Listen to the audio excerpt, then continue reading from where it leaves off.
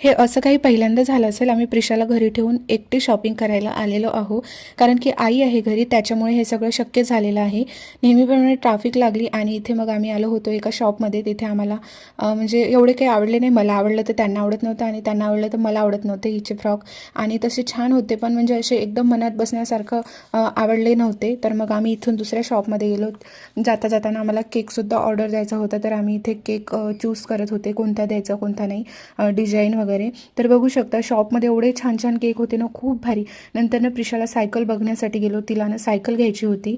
तर मग सायकलसुद्धा बघून घेतले आम्ही. आणि मग परत एक दुसऱ्या नेक्स्ट शॉपमध्ये गेलो, तिथे आम्ही ड्रेस बघला. तिथला एक घेतलेला आहे आणि ते तुम्हाला बड्डेच्या दिवशी पाहायला भेटेल. येता येता थोडं स्टेशनरीत जायचं होतं, मग नंतर पेस्ट्री घ्यायची होती, प्रिशाला खायची होती आणि स्टेशनरीतलं सामान येता येता पडूनच गेलं. असं काही झालं होतं माझ्यासोबत. व्हिडिओ आवडला असेल तर लाईक शेअर सबस्क्राईब आणि हा कमेंट करायला सुद्धा विसरू नका. भेटूया परत. Bye bye.